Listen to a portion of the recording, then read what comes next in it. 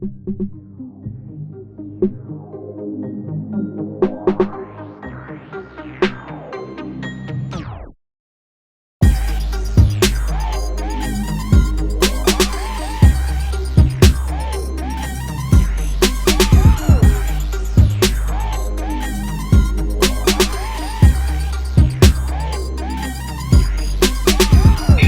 are now tuned in to the Cosmic Convos podcast, your number one source for accurate, relevant, and thought-provoking astrological conversations in the podcast nation. The place where stars and minds align.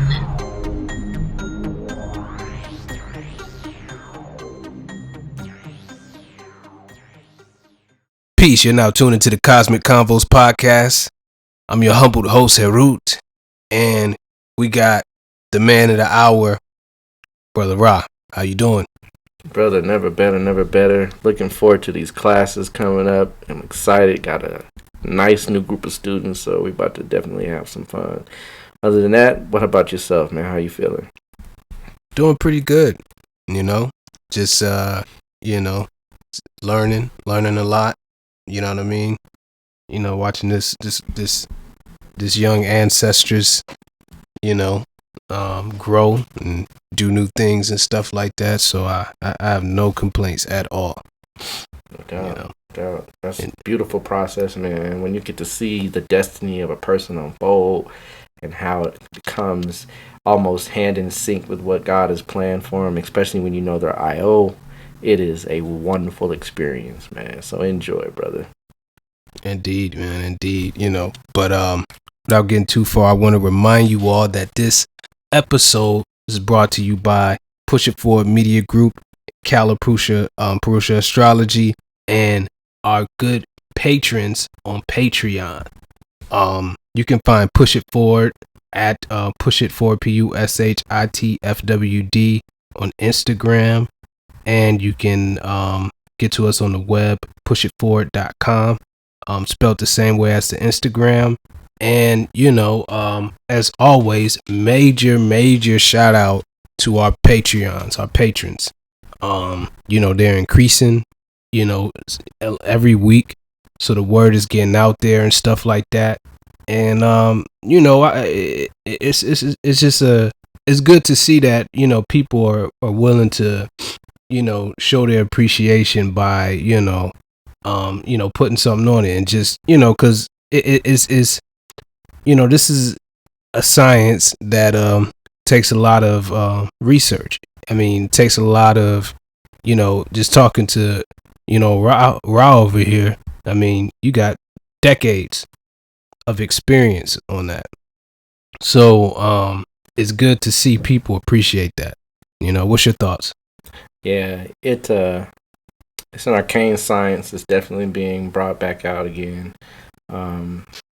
And I really do appreciate that people find it, worthy to make any kind of donation, any type of contribution, because it does help us build a better platform. It does help us do more research and things of that nature. So we appreciate it. I truly appreciate it. All of the people out there that are listening, please, continue to listen, continue to spread the word, because the only thing that's going to do is allow us to get better, because the feedback that you bring to us, the ideas, the topics, things that you ask us, it helps us make a better show. So it's a win-win scenario all the way around. Absolutely. And, while you're at it, why don't you let the people know, how do they get in contact with you with Purusha Astrology? Same old same. You can hit me up at kalapurusha.astrology at gmail.com, or you can find me on Facebook or Instagram via Shechem Ra. So one of those three would definitely reach out to me. Indeed. So, last episode, we got a lot of good feedback from that. Our one good brother, he said he felt it to his core, because he's, Uttara Ashada ascendant as well. I think he said ascendant, but or something prevalent, definitely significant in Uttara Ashada in regards to what we was talking about. You know, why her name drew left me. Ava DuVernay. Yeah. Mm-hmm. You know, in regards to marriage and different things like that. So, definitely got some good feedback about that. How you feel about that episode? Yeah, that episode. In fact, I do have a kind of an addendum to make to that episode, in that astrology, like I said, is a science of confluence, and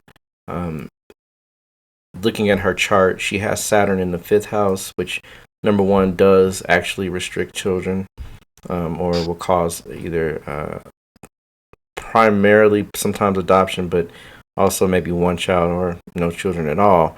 But that direct aspect to the 11th house also causes her to be the oldest child. So it would actually be the reverse. Instead of her being probably more likely the youngest, actually we found out she is the oldest. So to correct that and understanding why that is the case.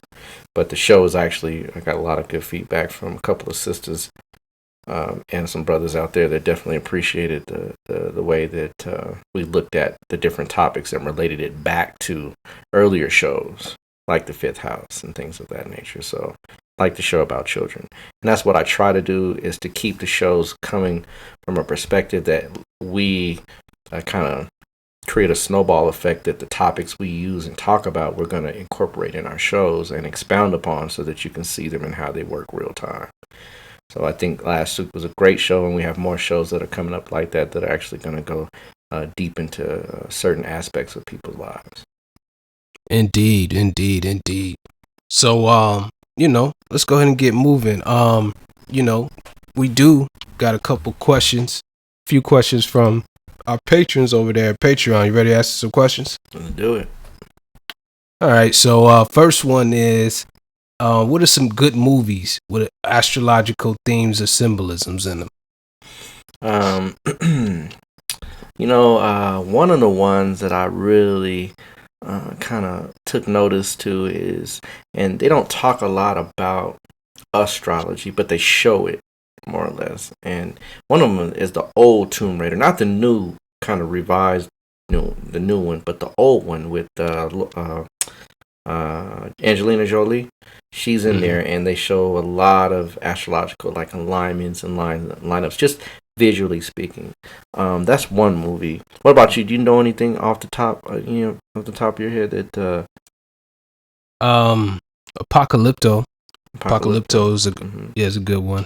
Mm-hmm. Had the major theme around that eclipse. And, right.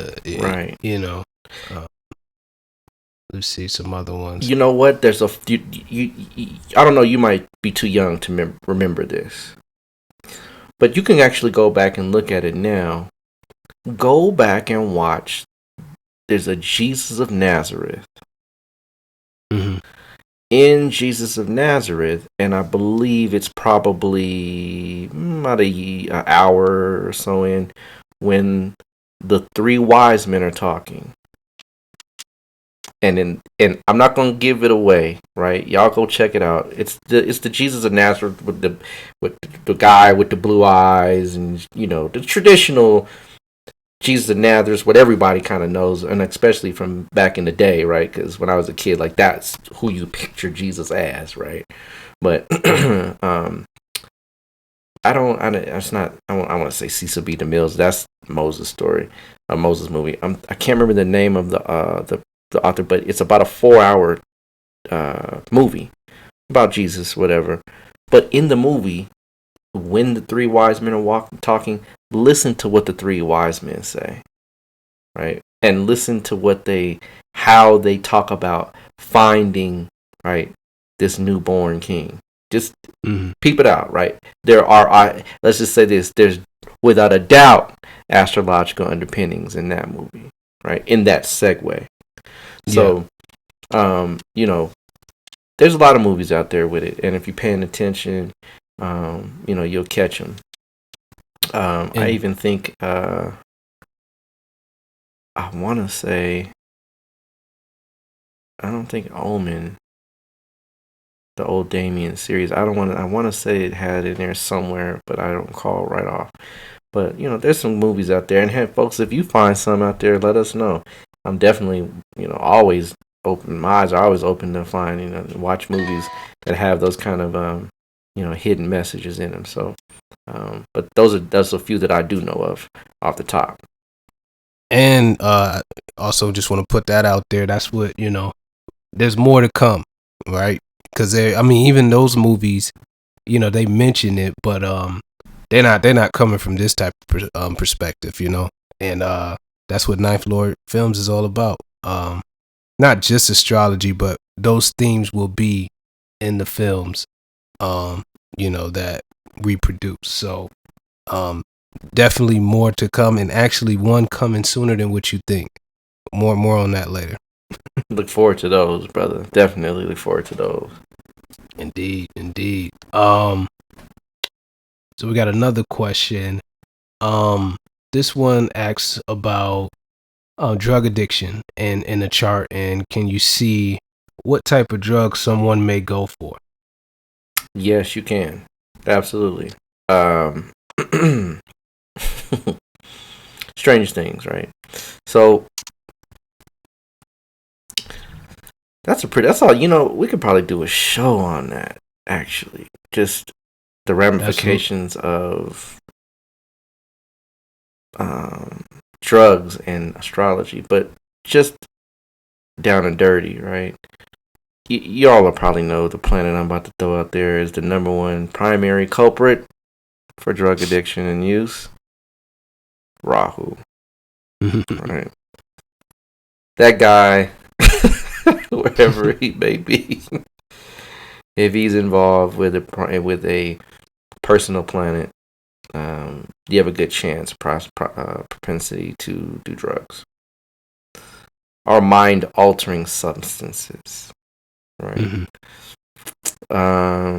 If you have a planet or planets, not prominently, but placed in the 12th house, again,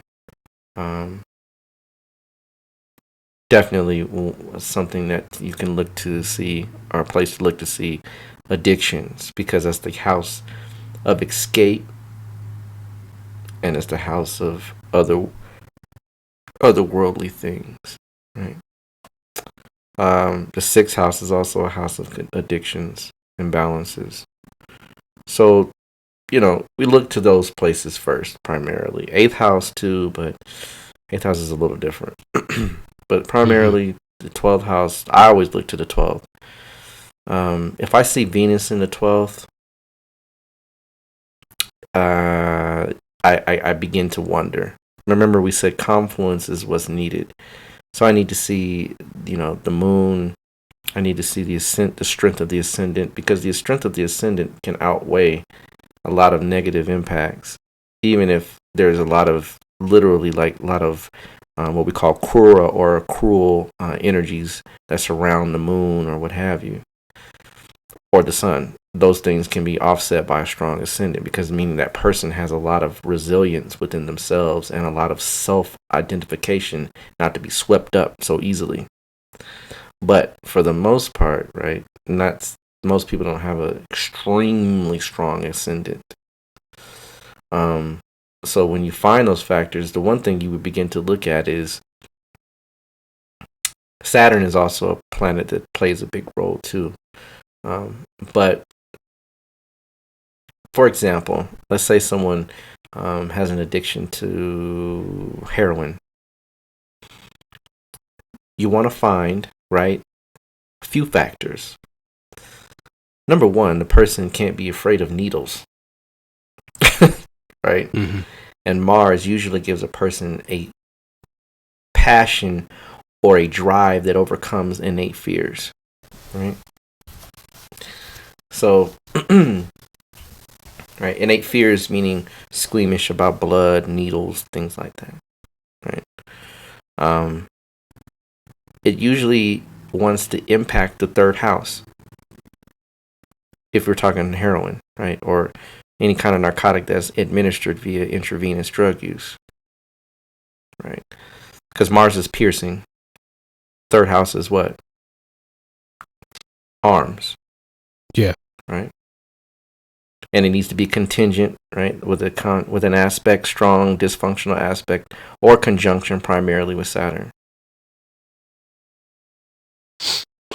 So, right, we know those are quick down and dirties because heroin is a very harsh drug, right? Yeah. It has it's an opiate. So opiates take you not only to some place where you're going to be not thinking about what's going on, you're not cognizant, right? Yeah. Opiates take you out of your cognizance. They put you in a stupor, in a slump, in a sleep, you're out, right? So absolutely, yeah, you can see it. Cocaine, right? Second house stuff. And y'all think I'm playing, right? I swear to you, God, ladies and gentlemen, it works this easy. You start seeing those similar confluences, and Saturn and the Moon really play a very heavy, prominent role when they're conjunct in a chart with regards to the need for narcotic use. Saturn and the Moon, Rahu and the Moon too, but Saturn and the Moon as well. And so if there's an interplay with the second house, right? Good chance that person likes nose candy, right? I've seen a lot of times when Venus in the 12th house with Rahu would create alcoholism. Venus in the 6th house also can create alcoholism, right? Jupiter defunct in the 3rd house can create the need for smoking various things,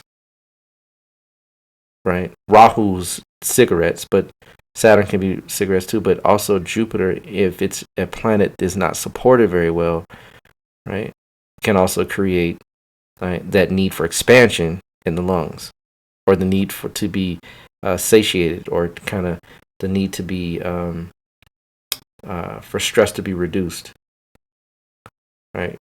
In the 3rd house, Jupiter, right, is a pacifier.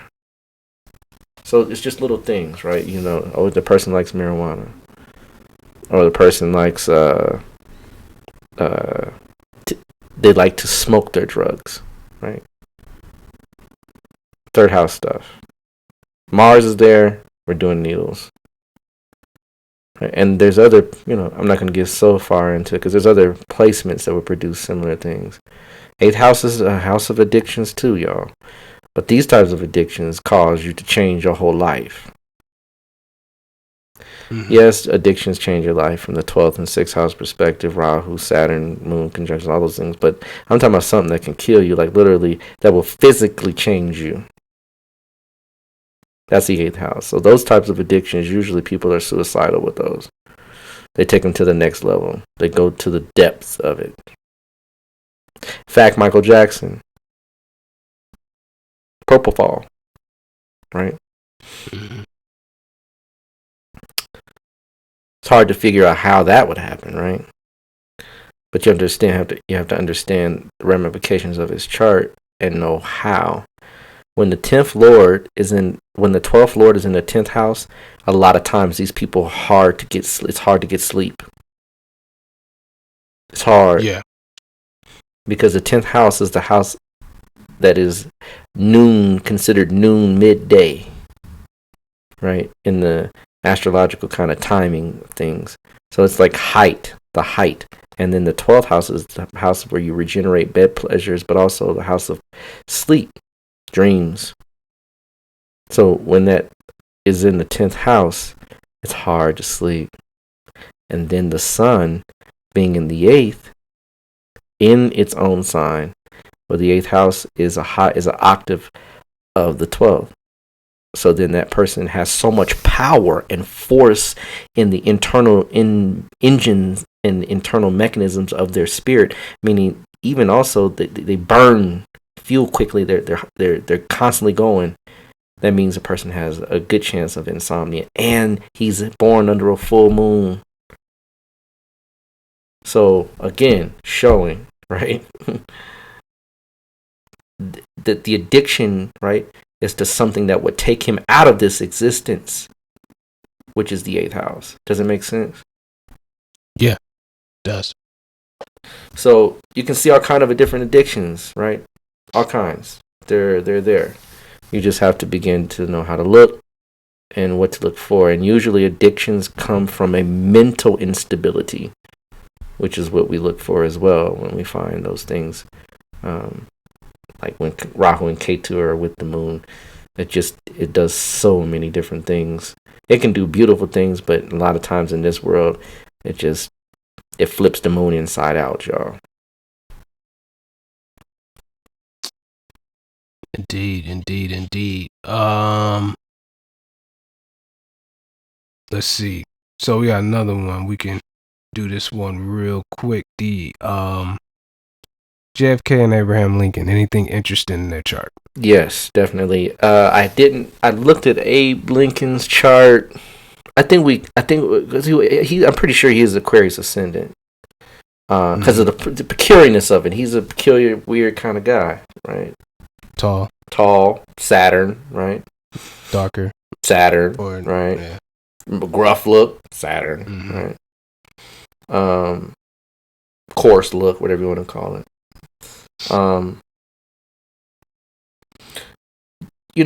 JFK, his chart is wow. I mean, when you look at the way it's arranged, he has the Atma Karaka as the Ascendant Lord, which ties the spiritual karmic lessons to the body. And then not only to the body, to the head. Because the first house is the head. And the Ascendant Lord rules the first house, right? It's in the 8th house of sudden unexpected events. So his life, spiritual lessons are through the body, through some unexpected occurrence. Yeah. So he had to depart this way to learn something of a karmic nature, because we don't know quite what he did in another life. We don't know if he blew somebody's brains out or caused an order to have someone's brain blown out. We don't know. Not to say that's how it works, but strangely enough, he didn't have a clue. He really didn't. So that being said, right, not only is the Ascendant Lord, the Atma Karaka, in the House of Change, showing the spiritual lessons, but then Mars, as the ruler of the 8th, is there with that particular placement. And so that alone creates a tumultuous situation that's going to come out of the woodworks. So yeah, his chart definitely shows assassination. I'm not sure about Abe's. I didn't look. I don't recall. But if I remember, he might have something in the 12th. That would have, Moon in the 12th. Yeah. Yeah, and that's 6th Lord. So yeah, definitely that could show some other things going on there. I'd have to look to see what's going on with the 8th and because the 8th house is always going to show sudden death. One thing about JFK is also, and it's just the 7th Lord. Mm-hmm. He got killed in the Dasha period of the 7th Lord. Right. Yeah. And that's a Makara period. That's a killer house. Killer. It's a killer. The 2nd house is a killer. Y'all think the 8th house is a killer. It's not. It's the 2nd. 7 in the 2nd. But nonetheless. And that Jupiter loses strength in the Navamsha. It's debilitated. Yep. And it loses strength in the primary chart. Mm-hmm. Interesting. Maybe we'll do a show on.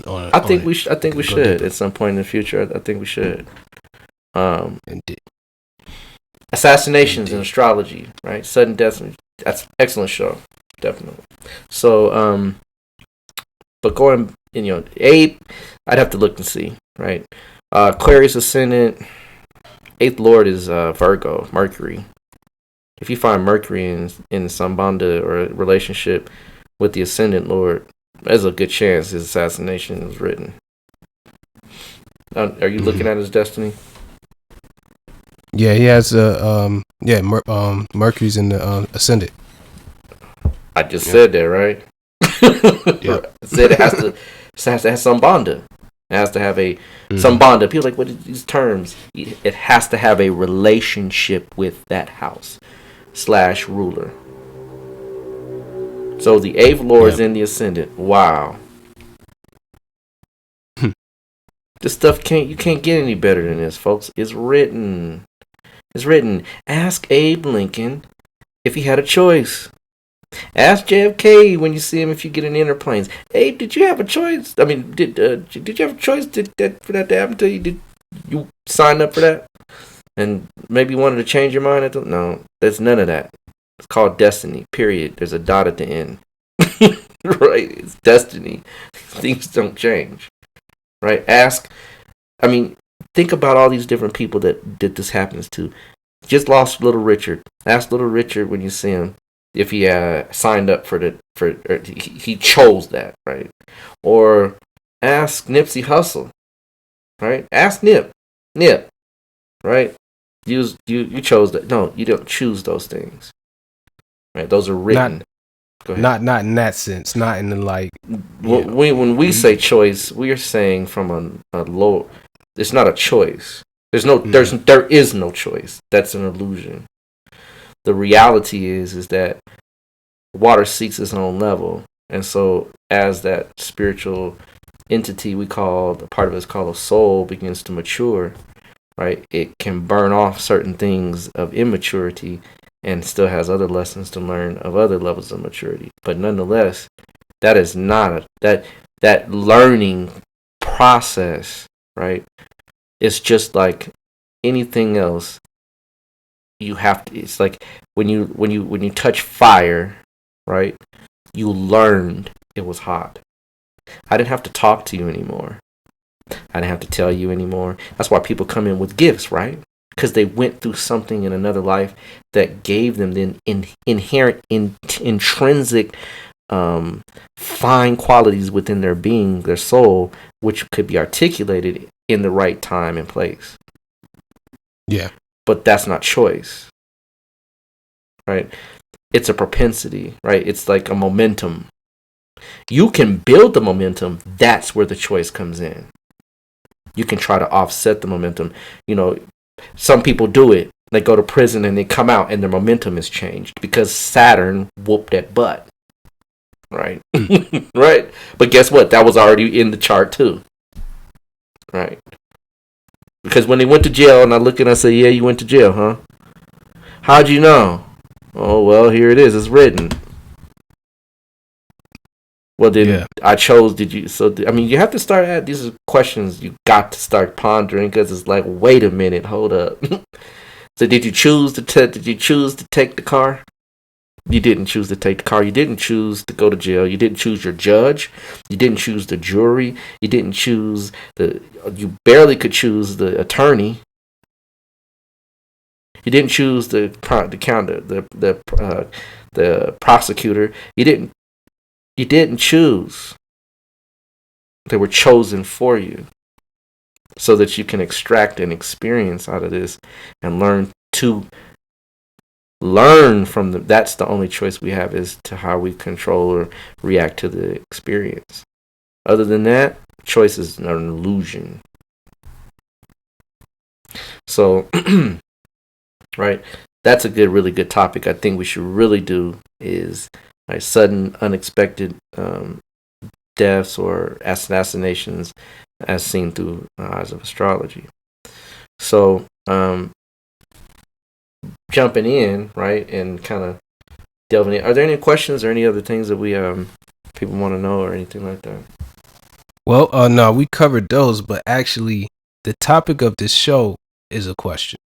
So we could, we can go ahead and roll into that because we had that. Someone inquired about this particular topic. Mm-hmm. So, where we are, right? Where are we right now? This is a good. Thanks for the questions, by the way, too, as well. Keep them coming. Excellent questions. Keep them coming, by the way. Keep them coming. The more, the better. Because that sparks other shows, right? Indeed. So where are we right now, right? What's going on? What's the deal? And so recently we've had some very not peculiar or out of the ordinary transits, but just things that you should be aware of, because we kind of don't see how they work in real time until it's after the fact, right? Hindsight is always 2020.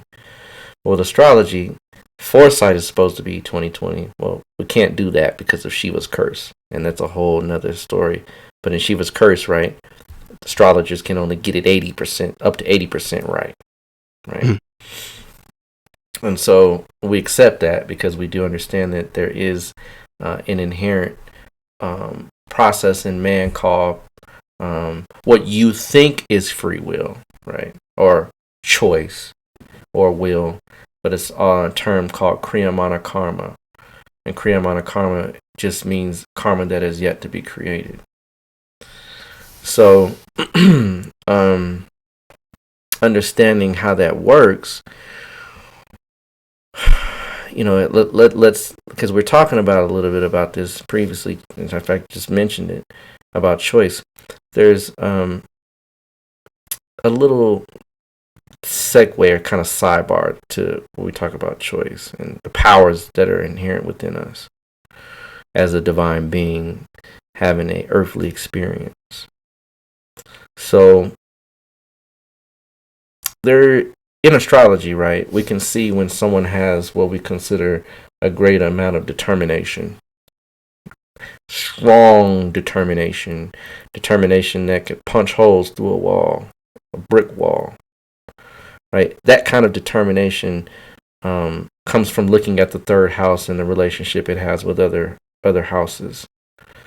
But the reason why I'm adding this in is because it's also known that when you do have a great deal of focus and concentration, right, you actually can stave off or offset certain things in life, or at least nudge things to a degree where it does really have an impact. Because you have to go through these events in life. Everything's written. If it wouldn't be written, you wouldn't go through it. It wouldn't be called destiny or karma if it wasn't already written. Indeed. Right. Well, one thing with that, depending on what, spiritual persuasion you have, that's the only choice, is what you signed up for, the destiny that you agreed to it, whether. Yeah. And the thing is our perception of that is from the personal perspective. Because when you're signing up to become, there's just so many things that you to take into consideration of when we say choose or choice inherent in it. The word choice we speak a language, right, that is limited, right? Yeah. So there is a problem, right, when we can't communicate certain concepts because of the limitations of our vernacular, right? Yeah. But when you begin to study the Bardo Todol, the Tibetan Book of the Dead, and really understand the implications behind what they're kind of really telling you, there is no choice. You are. It's like this. A soul is like a thing on a journey, right? The infinite wisdom of the universe never puts you in a place and position that doesn't allow you to express certain things or get off certain things off your soul that need to be expressed, even as uncomfortable as they may be. It's a strange life, and things conceptual. The mind of man is a very confusing thing. Have you ever seen Vampire in Brooklyn? Yeah. Do you remember the part where Eddie, when he's playing as he plays the vampire, he said the human mind is a messy thing. It really is. It's messy, right? So, it has to be straightened out, right? And when I say mind, I'm talking about the core of who you are, the being, right? Yeah. There's a whole science to spirituality that unpacks what the soul and the mind and all that looks like. Right, so that's where self-study comes in one aspect. When we say self-study doesn't just mean like astrology, things like that. Know thyself. It means know thyself from the general perspective and also from the specific perspective. But from the general perspective, the soul, the being itself, has it has a reservoir, right, of experiences that it pulls from. And so this reservoir, as it begins to accumulate, and this is why you have some people that are called old souls, and some people called new souls. This is real. That's why, and if you ever read a book called Ahmad 11 Laws, in the chapter where he talks about Hercule Huti, and he talks about justice from a perspective of difference, the sly rule of justice. The sly rule of justice says that you, as an infantile soul, and in your infantile development, as an individual that does not have a level of spiritual maturity, the judgment for you is different than the judgment for me, who knows truly better, just as being lazy or downright evil. Mm-hmm. So that shows, right? Each soul comes in on a whole different trajectory per that individual's needs to express whatever it is on that soul. So if it's to be abused as a child, that's the expression it needs to go through. And that's not something in their control. Right? But we do have some control. Let's talk about that control we have. So we just had 3 planets go retrograde. Yeah. What does that mean? When something goes backwards, it's time to review. It's just that simple. The retrogrades are not that hard to understand and make them more mysterious than they are. Is when retrogrades happen, it means to look back, to go back, to review, to do it over again, to get it right. A second chance. Free will. Well, a will, if you will. Right? Because now the portal the space has been opened. Right, to say, okay, well, you know what was happening, what we were going, because remember, we were on a trajectory, weren't we? The nation was clearly on some path, and we're still on that path. Yeah. But it seems like something has kind of gone backwards a little bit, like we reverted to something. Yep. You can see it. I mean, I'm not saying something that's not obvious, right? So we Yeah. reverted to something. We reverted back. Something's in motion, but we're reverting backwards. Does it make sense? Absolutely.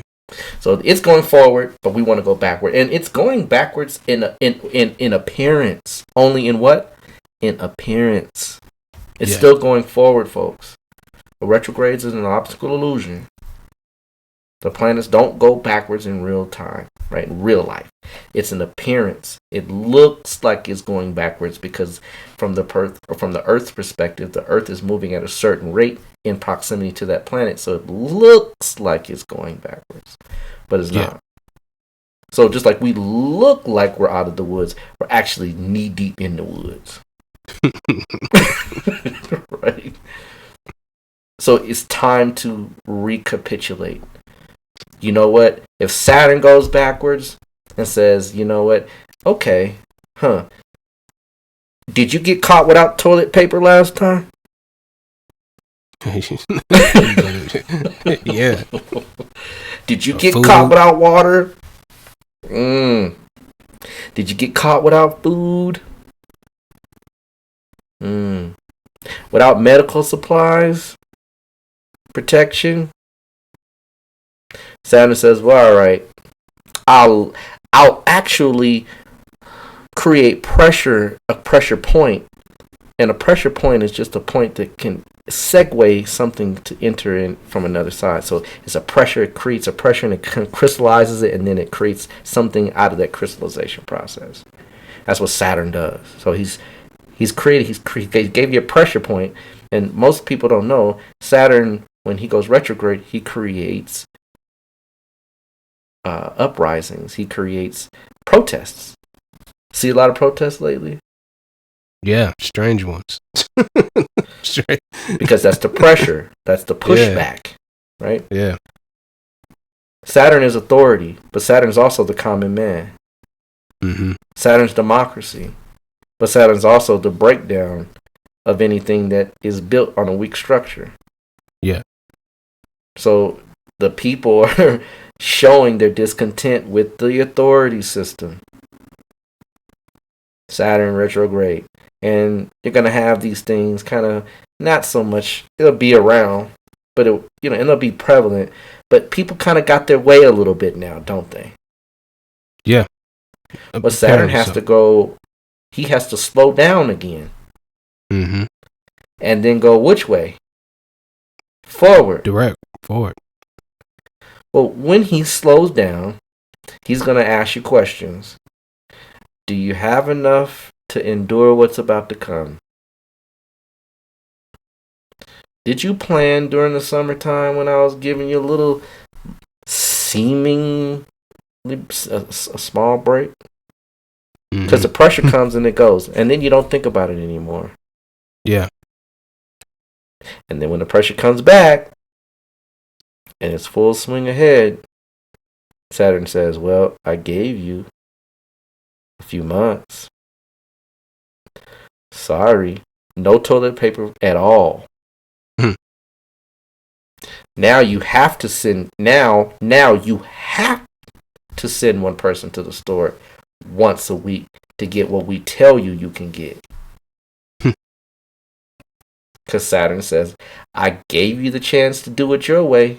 Now you're gonna do it what? My way. That's just Saturn. Yeah. Big mama. Yeah. Right. It's like telling you, all right. Yeah. I'm going to go do me anyway. You're going to be hungry or you're going to eat. Because Saturn's about what? Survival. Yeah. Overcoming your fears. Well, you overcome your fears because you plan. Because you don't fail to, right? Most people don't plan to fail. They fail to plan. Yep. Now is the time to take heed. Use these months to bide your time. Build your reservoir. Stack your chips. Put things in place to where when it does return, and it will return, you can sit back and enjoy the fruits of your what? Labor, which is what? Saturn. Yeah. Right. So everybody running around, you ain't got no tissue, and you sitting back, I got plenty. Because I knew that this would return. I knew the retrograde would release back into the ethers what was intended in the first place. Yeah. So that's just right. That's just Jupiter. When you talk about Venus, and Venus is a very quick one because it will be over in June, and for all intents and purposes, it'll be behind us. But yeah, there's still pressures in relationships, friendships, finances, right? Because it's saying, and here's the funny thing, they're going back simultaneously. So the pressure is one thing to plan, and then the financing aspect and say, but are you using your money wisely? Are you frivolous with your money? Are you combining resources? Because that's another thing that Venus can indicate. Are you combining resources? Are you linking up? Are you socially making this to where you don't have to be alone?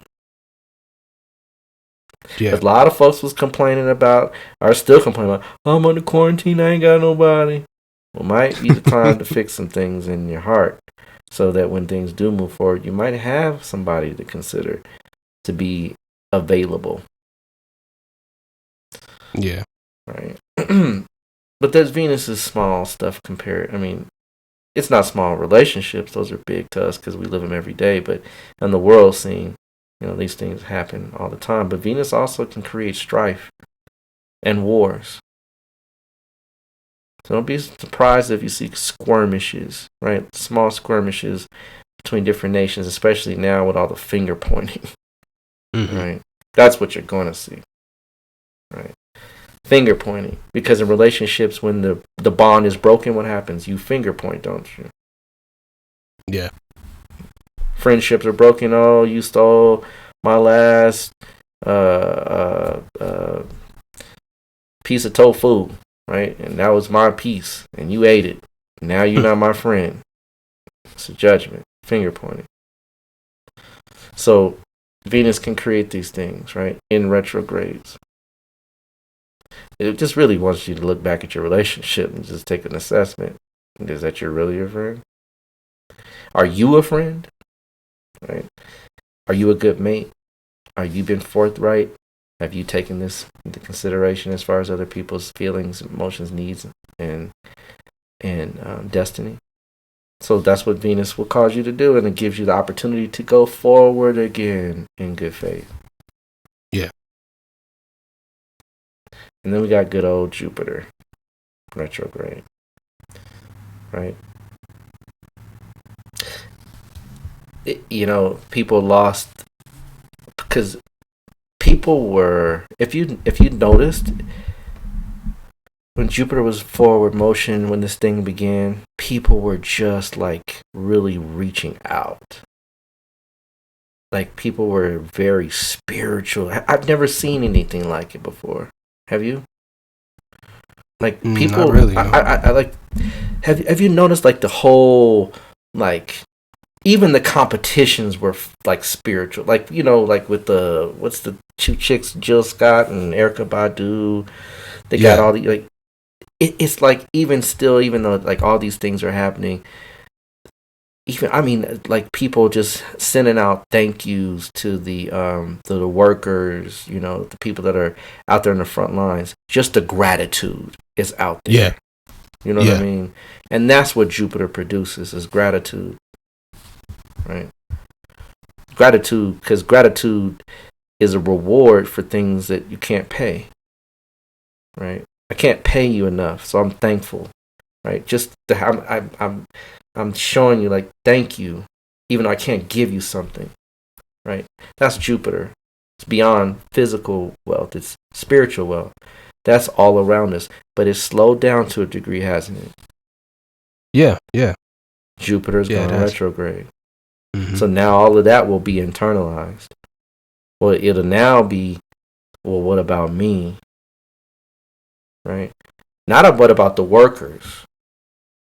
What about me as a worker? What about myself and my own growth, my needs, my wants? Jupiter can be, it's a planet that can create a lot of, I don't want to say hedonistic, but just negatively expand. It's not good, right? It creates a almost a gluttonous disposition, right? In the Jupiter in the negative sense, when it's not functioning at its proper level. And remember, it's debilitated. It's coming out, but it's debilitated. So you got to take that in consideration, and then it comes back, and it's called it's a special classification for retrograde when they're at the cusp like that, when they go back or forward.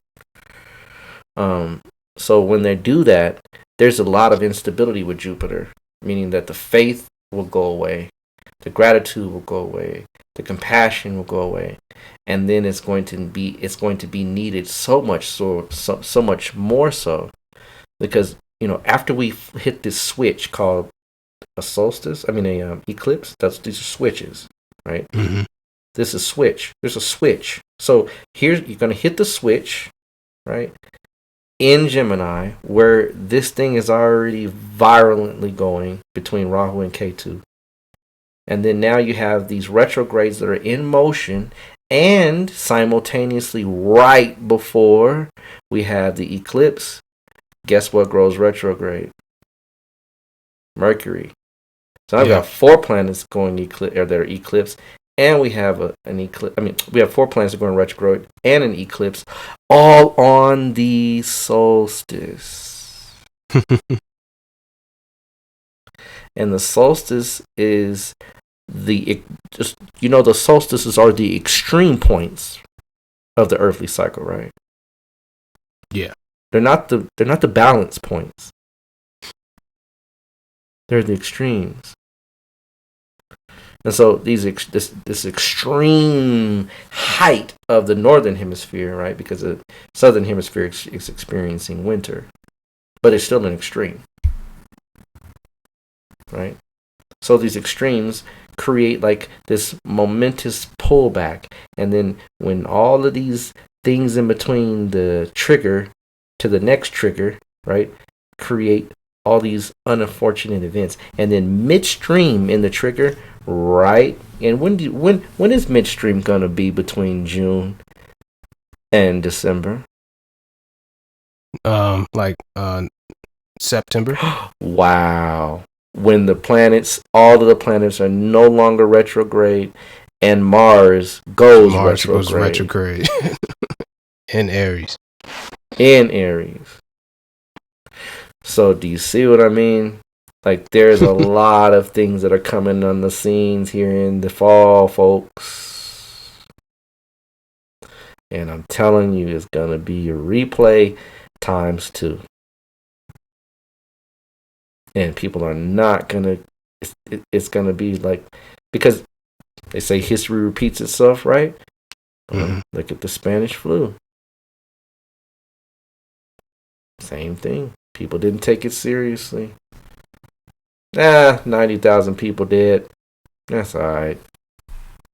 Until it touches home. Until it touches someone you know. Then it's real. Then it's like, oh, wait a minute. Because then people ask me, do you know somebody? Yes, I do. So it's not a joke. And people can come up with your theories about whether or not you think it's from 5G technology. That's fine. Everybody has a theory, and it's not real. I know people that have been affected personally. Upstanding people that don't lie, have no reason to make up anything, and actually had to get funding to survive COVID. They would have lost their house, their car. So I know it's real. I don't play with stuff like that. I don't come up with conspiracy theories about something that can kill you. Either it's real or it's not. If you see people dying, something's very real. Death is not something to scoff at. And so when we have these theories, science disproves things very quickly. That's one thing that I love about my teachings and when I practice, because one of the aspects of reality talks about having a guarantee for life. And guarantee comes through science and objective means and measures. And those things can be measured through science. You have a virologist that studies viruses, and they can prove that this is something that is literally in existence, is not something that they're making up. That's just that is unheard of for something to be this massive and for it to be unreal or made up or a conspiracy. Just the human mind, like you said, like late boy Eddie said in the movie, is a mess. Mm-hmm. But nonetheless, the messes can get cleaned up real quick through these planets when they show you what's up. Because they're called grahas, right? They grab you. Yeah. Graha means to seize. Doesn't mean to hold your hand. It means to grab you and to take you, right? And you wander with them as you begin to unfold your life. That's how life works. That's why you're seized by the planet. You're controlled until you become a divine being. Yeah. So nonetheless, right, we're in a very peculiar time between the hot plate, right, and the stove. Right, and the skillet, rather. Hot plate and the skillet. We're in between the two right now. Yeah. And one thing I did want to mention with this is that, kind of some of these transits kind of match, and we talked about it in another show, but it's, the kind of pre-actions, the things building up to some of, the major wars we've had. So that's another thing too, another aspect. I'm pretty sure we could touch on that in more depth in another show, maybe. But there's similar transits. Yeah. Leading up. Oh yeah. This all a crescendo, right? Mm-hmm. It's a momentous. It's a momentum. It's confluence. When you see things that happen in threes, they do, right? They happen in threes. So when we're looking, confluence is 3. That's the first. Confluence can be 4, 5, 6. I mean, if it's 4, 5, 6, it's just. It's like there's no wiggle room, right? Yeah. It just, and people say, and I don't have confluence that happens for the 5th and 6th level of confluence. And when I do, but it's just so rare. But when it does, I can almost tell you the minute it's gonna happen when it's written like that, right? Like literally, like my step daughter, she started her cycle. I saw the confluence in so many different ways. It was just ridiculous. And so literally, I called. Say, hey, she's gonna start at this time, and she did almost seriously that day. Mm-hmm. That's how accurate those things are, right? But not everything has that level of confluence. So there's always some kind of way that things, like the divine can it's really the divine that can intercede if you ever look at it, because that 20% we talked about with Shiva's curse, that 20% is the divine that can intercede either from within, right? Or, mm-hmm. right? And people say it's not without, but it's both. The divine is within and without. So it can intercede. It doesn't happen often, but again, depending on how much spiritual development that person has and how much a rapport they have with other powers that are unseen. Mm-hmm. So, that's all to be said, right? Taking these things into consideration, folks, it's time to plan, right? It's time to use astrology for the science that it is. It's a science. It's not to know something for the sake of knowing. And so I admonish everyone to prepare, to make sure you have the things that you would have needed in hindsight going forward. So whatever it is that you stock your cupboards with, whatever it is that you do as far as protecting yourself, your family, your loved ones, make sure your loved ones have access to you during this time, meaning build a rapport so that you know how to get to them quicker. You're not caught off guard. Just use this time to make things better so that when things get worse, you can stabilize yourself to the next phase of this thing. And we'll be out of the woods here in about a year or so, meaning that it won't be the same, but we won't be talking about COVID as if it's some daily thing. It'll be more behind the scenes, and a lot more will be done to control it. The one thing I do see, though, when the next eclipse comes, is a vaccine. And it's in the Sagittarian, Geminian, right, axis. Mm-hmm. And so I would probably bet a good chance that when the sun passes the next trigger point in December, that's when they're going to announce that they have a vaccine, a viable vaccine, one that with minimal side effects and all that kind of stuff. And people say, are you going to take the vaccine and all that? I don't think it's going to be the way people project it, because that would create further reason for people to revolt. And the powers that be, folks, if you think there really are conspiracy theories, trust me, they're a lot smarter than you think they are. They're not. They don't want any revolts or any type of anything like that, so they would leave a loophole out. That's not the way it works, right? The powers that be, if there is a conspiracy, want you in play. They don't want you out of play. So, taking that into consideration, the one thing I do say is strange about all of this, it's just, and when I say strange, it's not so strange that the fact that it's happened. It's just, you have to kind of take a step back and notice how people use things. The money, people don't want to touch money.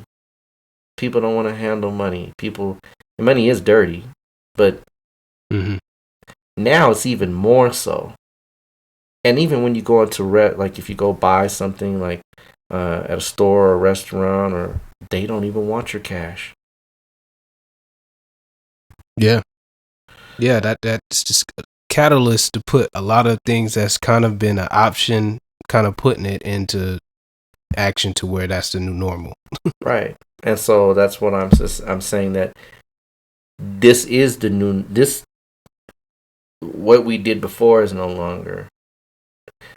This whole thing is shifting. Like, that's why we're literally watching this unfold after the end of next year, after the end of this year, and going into next year, right?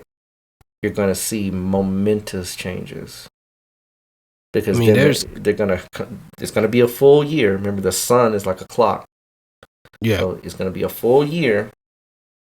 And after a full year, just like your birthday, right? You look back at the last year. Well, the world is going to say, okay, now what? How do we not at least get to the point where something like this could happen, and then cash will become not obsolete, but let's just say it won't be. You'll see a lot less people of those people like on the corners asking for cash. Be a lot less of them over time, because it just cash flow is going to reduce. Mm-hmm. Right? It's just strange. And then here's the thing: Pluto's in the second house of America's chart. That's a retrograde too. Exactly. And so, right. not to mention, right? That isn't. I mean, we didn't get into the outer planets, but right, another pressure point, right? Mm-hmm. But Pluto's retrogrades are much deeper and much more profound, on a much heavier level. But even still, it's in the second house of America's chart, right? So this is. I don't foresee your children and my children walking around with cash in their hand. I just don't. I don't have it now. I don't have. I don't really have cash now. I got a jar, I think, of some quarters, nickels, dimes, and some dollar bills I stuffed in there. You know what I mean? But like it's like you can see the changes right in front of your very eyes. So. And again, admonishment to folks, to the listeners, and to your family and friends: use these retrograde times to plan to recorrect and to come out on the other side in September, right, in a better position to defend yourself, to stave off these spiritual onsets, these spiritual forces that keep onsetting to change man, because man has to change. But it's not comfortable. But we can be comfortable in the midst of uncomfortability. We can be stable in the midst of instability, provided we use this knowledge properly. Indeed. Well, as always, with that being said, thank you all for tuning in to episode 10 of season 2. This is actually episode 35 total. Okay. So, we at least minimum, if you just a conservative estimate, 35 hours of content we produce. So I definitely want to give you a special shout out or whatnot for sticking with this thing, because that's a lot of that's a lot of content. Indeed, that's 35 hours. So yeah, it's a couple of albums, man. Yeah. You know what I mean? Definitely. But no, I appreciate it, man. It's all love. It's pleasure. I enjoy giving the knowledge out to the people that are willing to hear it and that can appreciate it and use it. And also, enjoy meeting new people, because I meet a lot of new people through the podcast, new students, new clients, just people that want to talk and shoot the breeze and ask questions. It is rewarding for me in that way, because then I know that, at some point down the line, this may even take off and get a lot bigger, to where we can reach a larger platform and get a lot more people going. So much appreciated. And back at you, man. It takes a lot of work to do what you do on behind the scenes and really, tighten it up and get it right. So on your end, my friend, it wouldn't be possible, if you weren't contributing as well. So I definitely appreciate it, man. Definitely. Indeed. So, that being said, again, thank you all for tuning in, and we'll be back next week, same day, with another